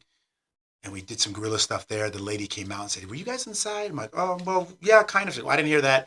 She let us shoot outside. She was very gracious. And we shot a movie with no money. Or short. So I'm trying to get these guys to look at their lives as don't hinder yourself. Write scripts around places that you own and you can make some good stuff. Don't say, I'm going to write an airport scene if you can't get inside the airport. But if you can, write it. Write it in there. So that's what we did with our stuff that we shot for Chaotic Rentals. It was exactly like that. And it looks really good. We had a friend that had this tinting shop and stuff like that. So it all kind of worked out. I really like how we did. We were finagling things and we were able to use like parking garages. And stuff like exactly. Like where we parked the cars. So and if we had the money, I'm going to still try to sell it if we can, at some point and say, hey, would you guys give us money for this? Here's a pilot. Do you like it? There's more to it and stuff like that. Here's a second script that you had written. And you really got into writing too as well. You wrote that script pretty fast too as well. Well, I'm just one of those people that like, oh, this needs to be done. Which is great. Which I got pretty good practice just like going through and redoing stuff on the first, because I did basically the rewrite in the first script. Yeah, exactly. Steven did the whole first script and then I did the rewrite. Yeah, exactly. And except for the one section I didn't mess with was that Merlin. Was it? The Merlin, yeah. The Merlin, because I didn't understand that. Everybody wants to mess, not you, but other people want to mess with Merlin. Like, oh, I'm like, it's funny because I was like, I don't understand it, so I'm not going to mess with it. Yeah, and there's lore behind it. Arthur Pendragon and Merlin, and if you know about Merlin and all that kind of realm, which I do, I watch every episode of King Arthur or Mr. Arthur Pendragon. So it was great. So I didn't touch that. Yeah. But yeah. But yeah, from Pokemon to nerdy shit like that, I love. I collected cards. I played I was a pro Magic the Gathering player for a little bit during the time I played against Preston Poulter, and it might be dating myself or whatever, but I'm a nerd. I love anime. You're a nerd. Yeah, totally. I'm not embarrassed about it. I remind him all the time. I mean, yeah. I'm like, you're nerding out on me over here. I don't know what you're talking about. Totally, exactly. No, total nerd. But no, I mean, I just feel like the universe opens itself up to, if you're willing to listen to it and hear it, it will allow itself to seep in and give you lessons. And those lessons are, those are the reps you're doing to get those bigger biceps or to get your triceps to be split. Look at me, son. I got 3 heads split right here, man. Yeah, I've been doing the reps. So doing these short films with the students or helping, it just gives me reps to think and to be more creative and to finish projects. And some took me almost a year. I mean, I don't know if Albert's ever going to see this, but Albert's been trying to call you to get, for Echo of Shadows. That was a year ago. And I look at how the students have grown immensely to the shots that we have in this new thing from Rochambeau. Man, it's night and day. So backing up a little bit. Okay. So you left off with kind of the divorce and stuff. What led you to coming out after the divorce and then coming out here and then starting to teach out here? Perfect. So when I was divorced, I was, it's 2 sides to every story, but basically I lived in my office because I didn't have anywhere to live. Not her fault, not anyone's fault but mine. I lived so I went to the 24-hour fitness. I had a gym membership there. That's where so I had a bathroom that was inside of my office, not in my office, except my office is maybe a little bit bigger than this. It was really nice. And I lived, Eric Christensen let me live. He has a place called Rotor Factory VFX, and he does all the Fast and the Furious, all the visuals. He worked for Lucas way back in the day, started his own professional VFX company, Rotor Factory VFX, and he let me live without telling his brother. But his brother loved me too as well. But him and his brother bought this dope-ass building. And so he can't tell my brother, but you can live here. So I lived inside the office, and he let me live there for $500 a month. Because I think $600 a month is what I paid. Something like that. So I lived inside my office. So I'd eat, have little, was super overweight. I mean, very heavy. I was 227, 235. I'm 195 now. So I can show you a picture Lee, no. I was Mr. Pork guy. I mean, I was eating, and depressed too as well. Well, that usually is what leads up to. Exactly. And my friends checked. Shout out to, one of my really good friends, Gianni Mesmer, who he's this Italian, one of my Italian friends. He beat up everybody in junior high and high school. But, he just gave me, I remember him giving me $800 one day. And I just started crying. He's like, you don't pay this back, man. And I had help like that. My mom, and one of my besties, Maurice Travis, man. Maurice, without him, I wouldn't be here. He checked on me, came in, fed me, gave me love, gave me insight on myself about how I was growing, stuff like that. Allowed me to not be growing at the same exact time too as well. But I was just important to him. And everybody needs that support network. Mm-hmm. And Mo he wasn't my therapist, but he's a dope therapist. And you're meeting when he comes here, he does this thing where he does, he fasts ripped to shreds. When you guys see him, he's stupid ripped.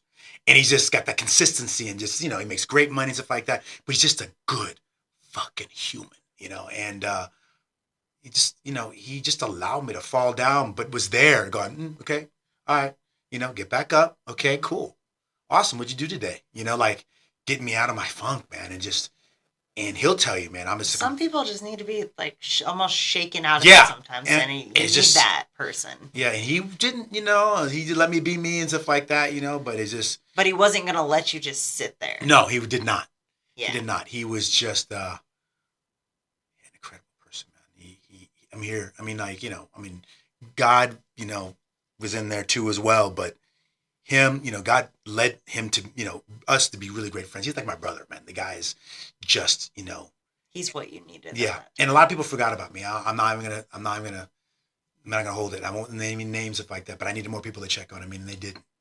And that's okay, but it's just they didn't. Well, that's the thing. Everyone's busy. Everyone has their own lives. Yeah, and that's also too as well. That's where we want people to do all of these things, but you also can't expect it. You're not even able to step up and be there for them at that time. I know exactly. You don't know what they're dealing with. No, you don't. You don't. And that's what the old Lee was mad, and then the new Lee's there's out of love. Okay. You're I get it. Two sides of everything. Yeah. Why were you late? You're always late, and people be mad. You have no idea what people are going through. And that's what I want to talk about. Russell,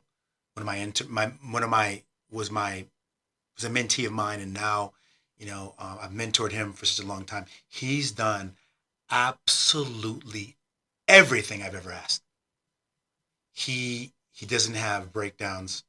He, only one time I think we were shooting something for he's pretty level-headed. I've never seen him. He doesn't let his emotions get beside him. Yeah. I mean, he even tells me sometimes, like, well, maybe they just had something else to do or X, Y, and Z, but you don't know what people are going through. I'm like, oh, great. His insight, when he's like my age, or even like, he's not even 25. I mean, like, by the time he's 30, he is going to be so just. He's a hard worker, too. He's he's like stepped up and helped with things that I wanted to do. You know what I mean? Like, he always never says no to any situation, and he's just so giving. But I think that's part of his side of him being, it's just not, not just Filipino, but just like he's just a good person. His mama did good. Very, very good. That's what it comes down to. Yeah, very good. And he loves his mom. He's there. But I love that kid. Like, he's my own kid. Like, I mean, I don't have any kids, but that's one of my kids. I mean, Russell is one of mine. And everybody else. I say that all the time. I know. He's like, hey, your son's here. He's like, yeah, my black dad. I'm like, yeah, bro, trust me. I mean, like. And Marley. All of them. I mean, from Garrett. I mean, there's, out of 13 grads or 14 I've had, there are, a lot of my faves from, Garrett to Marley to Christiana, Ryan. I don't talk to Moses that much anymore. There's just a lot that I just love and adore. There's new ones, he's a bit high functioning, stuff like that, and Frankie, but he's just, him and his dad are just amazing people. And I'm glad that I said, you guys fell in the right place. Someone who's high functioning, stuff like that, but he's so gifted. I mean, like, bro, he's going to be good, as long as he gets out of his way. But I'm the luckiest fucking person on earth to be a teacher, to have that kind of calling, and to be a good, mentor. Mm-hmm. I wanted me. I'm being the person that I needed when I was younger. Because if I would have had me when and I have a little bit, Eric Blakeney is that guy for me now. I mean, Eric has gotten out of the way and helped me out so much, and helped me get this agent with Mark Valadez.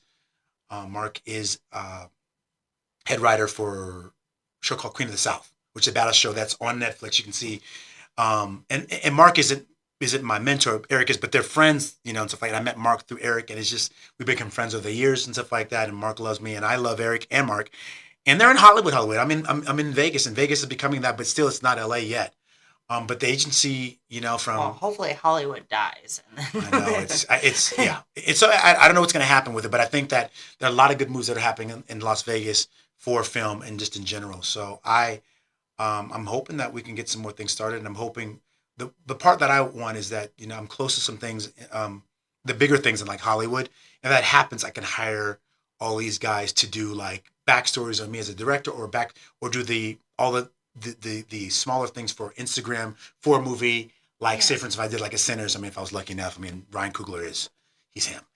Sinners is scary. It's good. If you haven't seen it, you should. It's an amazing film. Ryan Coogler did Black Panther, but I'm like, can Ryan Coogler really direct? Because you have about 300 people on set that are, doing visual effects. So how much directing is he doing? Fruitvale Station was good, and Creed was good, but it wasn't Sinners. He put his foot, like you do. You guys, you don't know. When she says he's bringing treats, you're lucky, because she can cook. She's her, okay? Bro, I'm talking, like, on that little spread, I swear to God, everything would be like cookies and all kinds of, when she says she's bringing treats, or baking, or making food, or making some, I'll make you a chili. If she says she's making some shit, you better bring your ass here, because I swear to God, there's a lot, I feel like she's from the South, or she's like a black woman trapped in a white girl's body, because this girl can cook. And I looked at Justin, don't lose with him, bro. She's out of control, bro. He's like, I know. And I see Justin's face, so I love you for that. You always invite me, make me feel like family when I'm here. Christmas, you call me up. What are you doing for Thanksgiving? Stuff like that. I know we're going to have some good eats and good time. Last time I was here was such a great, and I don't feel like with Justin and you, if you know me, forget about it. We're just going to dive everywhere. But just to talk about this woman in front of me right now, it's just like messy on purpose. Like, you allow people, if they're cool people, because you don't invite everybody in your circle, but if you're cool and you're nice and you have a big heart and you feel like, you guys are my family, man. You and Justin have always made it apparent that I always have somewhere to go. And I don't have anywhere to go sometimes. I haven't been able to see my mom in over 2 years. She was out here 2 years ago. And, Christmas and Thanksgiving, I just can't, because my brother has been diagnosed with schizophrenia, and he says he doesn't have it, so he thinks I have a machine, so he wants to kill me and knife me and kill me. My mom can't even mention my name. He thinks I have a machine that I turn on. So he's damn near 50 years old now and doesn't have a job. I mean, we're talking about someone who is so talented, and my mom's not going to see this because she'd be like, don't be telling our business. But he has schizophrenia, and I'm praying every day that he turns. But he was in Jesus Christ Superstar. He played Jesus on an off-Broadway, the longest off-Broadway tour ever. That's how talented he is. He's an opera singer. If you look him up, I mean, if you look at part of the trilogy, what was it? The last, well, one of the close, was it last one in the, well, no, there's 4 Pirates of the Caribbean, but the third one, in the hanging scene, where everyone's getting hanged. I've actually never seen it. I'll have to show you before when we get off. But we'll pull it up on TV or pull up my phone, and my brother, they got a noose around his neck, and the little kid first looks up, they're going to hang him. They're hanging anyone who is affiliation to being a pirate. Right, because they're trying to find Johnny Depp. And the opening of the movie, and my brother put a thing around him, and he's actually on the singing, on the DVD, and on the trilogy or whatever, but he starts the song off, because he's a dope opera singer. Lo ho, da da da da da da, and it starts, and everyone goes, lo ho. He starts the whole song. So if you see that, if you guys look it up, his head is in the screen. So my brother's super talented. I mean, if I say equate my directing talent versus my brother's talent as a singer, I thought I was talented. That's how talented he is. And I'll play some stuff for you and go, Lee, that's crazy. I'm like, yeah, it's crazy. But he hasn't held a job in the last probably 7 years. Well, yeah, I mean, schizophrenia is... And it's wild. And my mom is such a saint that allows the yelling happening upstairs. Okay, so he lives with her? Yeah. Yeah. And I'm saying a lot of business out there, but it's messy. And she probably can't really, leave him by himself, huh? I mean, she has before. She did one time before, but I don't ever tell my mom, the old Lee, 7, 8 year olds, Mom, it's not fair and this and that. But you know what, Lee, calm down. Different. What is she going through right now? Is this really about you? Her day to day is harder than... I mean, she's not even telling me stuff. I know my mama. Yeah. She's not even telling me half the stuff. I remember she yelled up. I mean, she told me she killed me for telling the story. But it's funny. My brother has these arguments with people that he's playing and he's talking to. My mom's all, I don't know which one of you ends is Lawrence, but y'all got to go to bed. I swear to God, I cracked up. I mean, wow. And she's a Christian woman too. I mean, so she's got to find light at it, and if that's how she's just finds a little bit of humor to absolutely deal with it. And I don't know, I'm in a place, and before I went to beat him up, stuff like that, and come to the house. But guess what? That made me cry because I'm like, that's not loving, and he doesn't even know what he's doing. So I attack both of love. Mom, where do you need me? How do I help you out? The old Lee's making everything about him all the time. I'm like, and that's what I do. My ego's make it about me. But that's your most people's first reaction to anything until you really work through and you're confident in who you are and how you think and know how to manage your emotions. You're going to be much more selfish in that. That's why I mentioned that's where the selfish part of Lee was 8 years ago, and I think I probably could have used part of that in my relationship with her to set boundaries before we actually, did all what we did. But, understandably, I was a work in progress. We all are. Yeah. And I'm much better than I was before. And I'm so happy that I'm allowing myself to step back a little bit and going, what did you do? What did I do?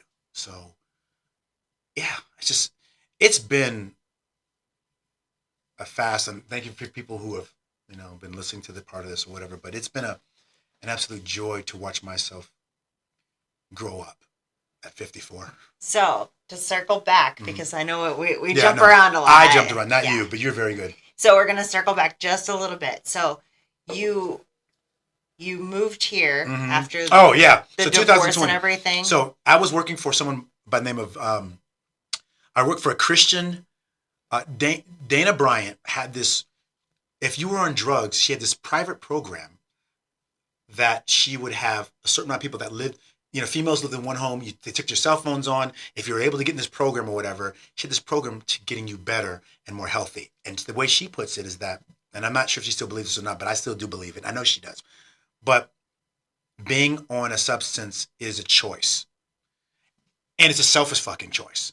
People are like, oh my God, I know it's a scratch. I mean, I'm not saying I know what it means. Oh, I do know what it means. I don't know what it means to have alcohol But I know what it means. I know what sugar's like. I got that scratch too as well. But it's a choice that I have to make. And I have to get upset at myself to say, I'm not today, Satan. I'm not eating that candy that I really want right now. It's a choice. It is a choice because Justin has like that highly addictive personality where like he can get addicted to anything. I mean, those Diet Cokes, we've been buying like crazy for like a year now. Right. And like he's quit nicotine, he's quit those Zins, he's quit weed, he's quit, I mean, alcohol, which wasn't a big deal, but like he's quit all these things that people like struggle with, and so does he, like especially like the weed and like the nicotine, like that was really hard, but you can do it because he's living proof that you can. Because if I absolutely his stepmom, like her family is like as a high like that. If there's a top tier for addictive personalities, it's her family, and she quit drinking. Like, so it's possible. And I'm not saying, I'm not saying that everything is black and white, as I might be able to making it out. It's not easy. It's just possible. That's what I'm trying to say. That's what it comes to. It's possible. So they, she ran this program. It could be meth, could be whatever. I saw a kid passed away. He was my student when I was a teacher. Do you see? I mean, you see the full circle around that, and then the program got disbanded as well, and that's when he killed himself or whatever. It was crazy, and so I was like, he's like, Lee. So what I did was, if the kids were good and they started to progress through the program, I started teaching people like that how to use a camera and how to be a filmmaker. And Dana hired me, so I was doing stuff for Dana to do, like she had these women programs that she would run. Like she was running commercials and stuff like that. So I'd shoot all the commercials. Same exact time, people who were in the program, her program, say, hey, Anthony's made it out this above here. He's allowed this time with you. So they would have something to look forward to. They want to do film. So I did that for 2 years with Dana. She was very gracious on allowing me to be in that space, have my little office and stuff like that, had a place to be. It was so great. I got in my office. I now had a kind of a job with her. I had like a small room that I rented from these really kind people that were so kind to me. And they were like, felt like my auntie and my uncle, so I was able to make food now. I was getting more in shape and stuff like that. I was, Fat Lee was disappearing. Ripley was coming about, and things were happening for me. So I just was so happy about that process from my office to even that 2-year period from 2018 to 2017 to 2000. And I directed a movie in between there too as well, but nothing happened in the movie. I'm like, what's that all about, God? What's that universe? But there's a place for that. And I think that now that I couldn't even get an agent right now if I didn't have that feature behind me. So I thought oh my God, I made a movie. And I thought that was going to be it because it was a good movie. And then 2020 happened. It came out in 2020. You watching my movie? You watching my movie for $12? Or you're going to watch Tenet or Justice League by Zack Snyder? Tenet is Christopher Nolan. No, you're not going. So for indie films at that time, for everything from the movie theater, because no one was going to movies during 2020 because you couldn't go because of COVID. So I'm sitting around. I lost my job. Dana lost everything there too as well. She got shut down. We couldn't do all this stuff. Funding was short. I had no job, no nothing. But the money I was making, I put away for a crazy guy by the name of Elon Musk, and I invested in this company. And I'm not saying I'm smart as far as investing is concerned, but I invest in things always and things that I love. I love technology. So I said, this is great. I invested in Facebook at $25, and I invested at Tesla. It was really, really low. And then, I made a ton of money. I said, what am I going to do with this money? So I bought up. I said, I want to get out of it because we have a small town, about 250,000 people. Everybody knows me. Everybody knows Carrie. And me saying her name is wild too, because it's almost like Voldemort, he who shall go unnamed. That name has so much energy behind it because I was madly in love with her. So I did that, made some money, and bought my condo here in Vegas, for next to nothing because California is so expensive to live in. Hang on, just a second. I'm going to let her out because she keeps making noises. Come on. Okay. Come on. She's like, I'm going to go. That's what I wanted anyways. I'll just cut that out. Okay, that's fine. How much are we going? I know I'm talking a lot. We're good. I just might have to put it into two episodes. So How long are we going? Let's see. My camera's been. Oh shit! I have to go in a little bit. I don't know how many because I have a movie at 7:30 with Russell. So. Oh shoot! Okay. No, I didn't. No, it's not your fault. It's my fault. All right. Well, let's finish this up and then it'll be good. All right. So we'll wrap it up.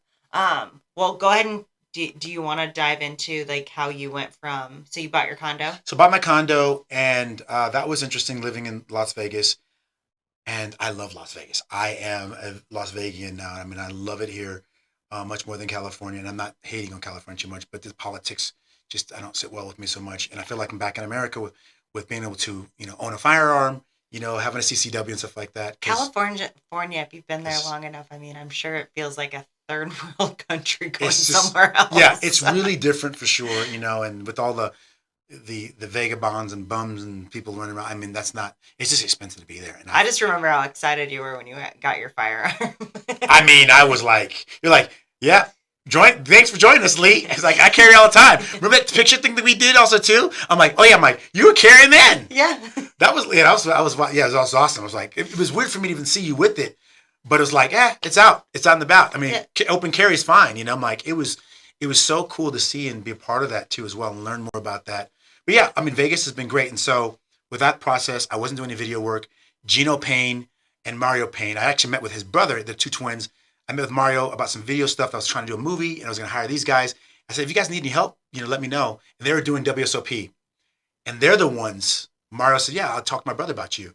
And then Gino was ahead of that. And Gino gave me a tryout. And I was here, this older guy running around with a big ass cinema camera, and they let me do it.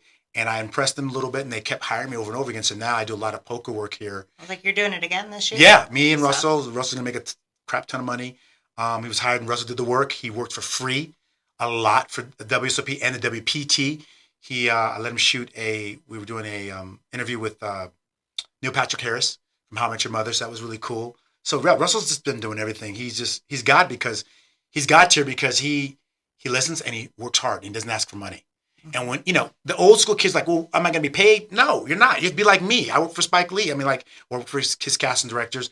I wasn't paid. It was a free internship. I had to work my ass off. So what got to, just because I know we're kind of on a time limit now. So as you got into that, obviously for like a job here. Yes. Right? So what led up to like building the real fleet? I know like I kind of like joined it on like a project when it was like in the beginning stages, but I don't really know what led up to it. Before we were Fleet, I was teaching acting, and that's when I met you, and really quickly, and that's the first time I met you. We won't mention that class. Yeah, that's not when I mentioned it. Don't go to that class. I won't tell you it is. But anyway, met you at this teaching thing, met you and Shindell, and we became friends from there. I said, I think you'd be good for something, and then we started shooting stuff. But necessarily, me and Marlon were trying to do, I think we're going to try to do an acting school, and that seemed really good. The price points were really low. I mean, you can't charge a ton for acting because it's not fair to the people who are struggling actors. So I'm like, well, it needs to be a bigger price point. So we started Real Fleet Academy. So you should teach film. I'm like, that's interesting because I love to teach, and I would love to become a mentor and help people learn how to do that stuff. So I don't know how that really started from point of view, but Marlon was very great by getting the website and stuff like that, and I didn't necessarily know how to do all that stuff, but I knew how to teach and videotape stuff. So I don't know. It's just this jump between where Real Fleet is and where we are now, or where I was then. There's a process in between, but there was a lot of shooting and stuff like that, and then a lot of testing things out and failing in between there and shooting movies. And if you look at Sleepers, the movie we did compared to Rochambeau, the kids shot a lot of that stuff. Because Sleepers, I was by myself. Remember, it's just me. Mm-hmm. Remember the first night? It was just me and Marcelo, me, Marcelo, and Moises. That was it. Now Rochambeau, I had 4 people in camera. And the only camera I had was just my camera. So I'm trying to shoot multiple angles. I could have shot you really quick. I mean, all that stuff could have been shot so much faster. But yeah, I'm so happy that we have a lot of people now because everyone's doing the projects, stuff like that. They're winning film festivals now. They're so articulate. They're doing such a great job. And I'm proud. That's the work that I put into these other younger humans, and I'm happy and like that. It goes to show because I mean, you have testimonials, but like a lot of the students that I've talked to, they said they got more out of being mentees under you than they got with any of the schooling they did at the college. Yeah. And the college was kind of weird because I won't mention the college. I mean, the college, I like the idea around the college, and I get a lot of my students from there, although I have my own school itself now. Oh, that's what led me to do kind of my own school too as well, which was the misnomer was that it was too expensive for the kids, and my school's $10,000. and you spending 10 grand for 6 months and learning how the odds and ends of how to maybe kind of create a business, what cameras to be shooting on, shoot weddings. I tell every filmmaker, being a filmmaker or being a director is a rich man's game. If you're not rich and you don't have rich parents, forget about it. You got to learn how to fish. And how I teach you how to fish is like, here's the camera you buy. Here's how you get into doing projects for businesses around Vegas. Yeah. So that is kind of the complete process of from where I am, where I was and where I am now. So thank you guys so much. Yeah. So that was pretty much it, right? Yeah, like this exactly. is where we're at now. Yeah, exactly. So we'll see. We got, what is it called? Rambo? Yeah, Rochambeau. Yeah, Rochambeau. Okay. Everyone does it. Rochambeau. Okay. Rock, paper, scissors. Okay.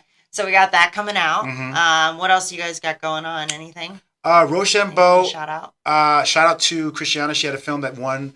The actress that was in one of my movies won an award for Best Actress at a big film festival here in Las Vegas. Stephanie Corey, she won something too as well. She won a film festival down here called C47, I think. She won Best Film or whatever. So everybody. I mean, even Garrett won something too as well. But not Best Director, but Best Film. So a lot of people are winning things. There might be smaller film festivals or might be larger film festivals, but it doesn't matter. You're being acknowledged for your talent, and that's hard. I mean, I don't think I've won. I mean, we won something for. I didn't win Best Director. Starlight won Best Feature, but didn't necessarily mean that it was Best Directing. So yeah. I've never personally won anything, and I'm not jealous. I'm just happy for them. So. But yeah, no matter if it's small or large, and I'm trying to teach them. I'm putting Echo of Shadows and also Rochambeau in some film festivals. So we'll see what happens with that. Well, if anybody's interested in learning film, or if maybe you just want to get some, experience or whatever with acting. Yeah. They're always looking for people. Always. So, and please only if you're going to actually show up. Yeah. I mean, that was the one thing that drove me the most crazy. Yeah. Show up and be on time and be ready. That is big. But if anybody's interested in being a part of it, reach out to Lee. Yeah. Real Fleet Academy, you can sign up there or whatever you want to do. So yeah, we're game for anything, and thank you for having me so much. All right, thank you for coming on, and until next time, bye.